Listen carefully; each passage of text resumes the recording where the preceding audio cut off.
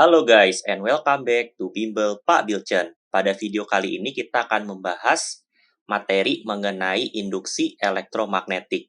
Nah, apa sih induksi elektromagnetik? Nah, itu adalah bunyi dari hukum Faraday yang dikemukakan oleh Michael Faraday, guys. Jadi, apa sih bunyi dari hukum Faraday? Nah, bunyi dari hukum Faraday adalah pada suatu kumparan akan timbul GGL bila terjadi perubahan flux magnetik yang menembus luasan kumparan tersebut. Nah, di sini kita harus perhatikan guys ya, kita review dulu deh konsep dari medan magnet. Di playlist medan magnet ya, di playlist medan magnet kita belajar bahwa kalau saya punya arus listrik itu saya bisa menghasilkan medan magnet, ya kan? Medan magnet. Nah, jadi kalau kamu punya arus listrik, ya, kamu bisa mengukur medan magnet dan juga arahnya menggunakan aturan pengakanan. Artinya arus listrik menghasilkan medan magnet. Nah, sekarang kita ada pertanyaan, apakah ya di bab ini, di bab induksi elektromagnetik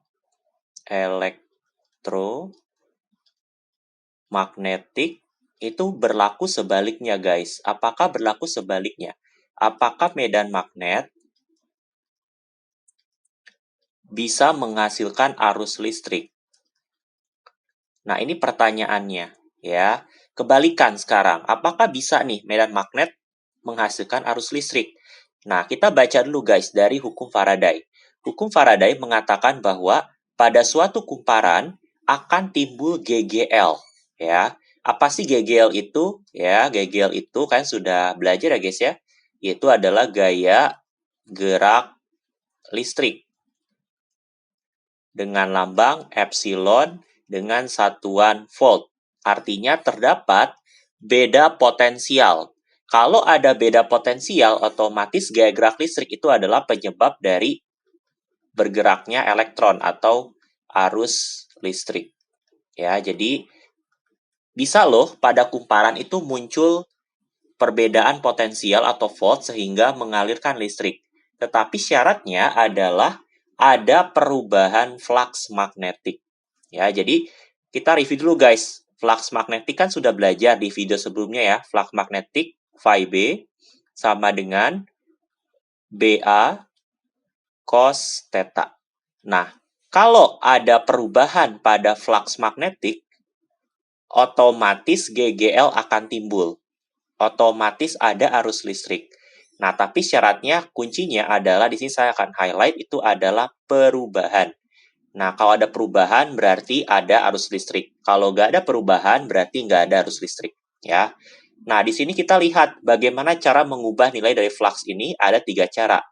Mengubah nilai B atau mengubah nilai medan magnet, mengubah arus listrik, atau mengubah nilai dari sudutnya. Nah, untuk pengantar kita akan bahas perubahan flux magnetik karena si B. Jadi, ternyata medan magnet bisa kita hasilkan listrik asalkan medan magnetnya berubah atau ada perubahan medan magnet. Ya, jadi kalau medan magnetnya berubah, ada arus listrik. Tapi kalau medan magnetnya nggak berubah, tidak akan ada arus listrik yang mengalir. Nah, itu adalah bunyi dari hukum Faraday, ya. Perubahan magnetik yang melewati kumparan tersebut tentunya ya, karena flux itu kan medan magnet yang melewati suatu kumparan. Nah, di sini saya punya ilustrasi ya. Saya punya magnet ya, utara dan selatan. Ini S, ini N ya. Kemudian saya punya kumparan guys di sini ya. Nah, kalau saya dekatkan ya, saya masukkan in ya seperti ini ya. Saya masukkan magnetnya ke dalam kumparan, itu kan otomatis saya meningkatkan nilai B ya kan. Artinya medan magnetnya mendekat otomatis membesar ya kan. Berarti delta B meningkat ya kan. Medan magnetnya meningkat karena saya dekatkan magnet saya ke dalam kumparan. Otomatis karena delta B saya berubah, itu dia akan menghasilkan perubahan flux juga. Nah, perubahan flux akan menghasilkan GGL yang kemudian akan menghasilkan arus listrik pada kumparannya. Maka kamu lihat di sini di voltmeter ya, ketika kamu masukkan itu angka jarumnya menunjukkan angka positif ya. Sebenarnya positif negatif ya tergantung dari ininya ya, dari pemasangan voltmeternya, jadi tidak masalah ya. Nah, tetapi kalau saya jauhkan juga ini S, ini N, saya jauhkan, apa yang terjadi? Ya, yang terjadi itu delta B-nya menurun. Delta B menurun berarti terdapat perubahan delta flux juga. Nah, terjadi perubahan delta flux otomatis menghasilkan GGL, menghasilkan arus listrik.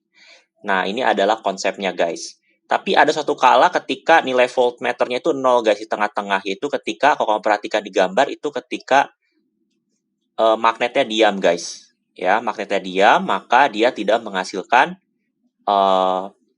fluxnya tetap, ya, atau delta fluxnya 0, berarti tidak akan ada arus listrik atau GGL-nya 0.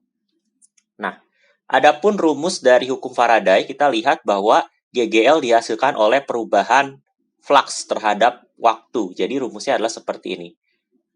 GGL sama dengan minus N D flux per dt.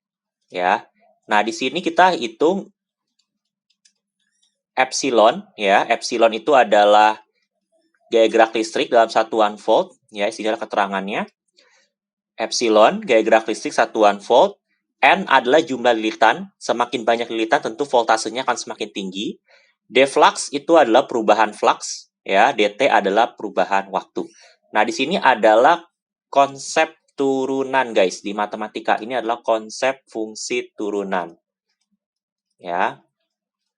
Jadi kalau misalnya gampangnya gini, guys. Kalau perubahan kan lambangnya delta flux, ya kan? Nah, jadi kalau misalnya dalam waktu singkat, itu lambangnya menjadi D flux. Ya. Sama, delta T perubahan waktu. Kalau perubahan waktunya singkat banget ya, maka dia akan jadi dt. Nah, ini konsep turunan yang kalian akan pelajari di matematika atau sudah dipelajari di matematika. Ya. Jadi kalian harus ngerti konsep turunan untuk membahas hukum Faraday. Nah, jadi intinya GGL akan timbul kalau ada perubahan flux magnetik yang melewati kumparan, yang memasuki luasan kumparan tersebut. Jangan lupa untuk like, comment, and subscribe, and see you in the next video. Thank you, guys.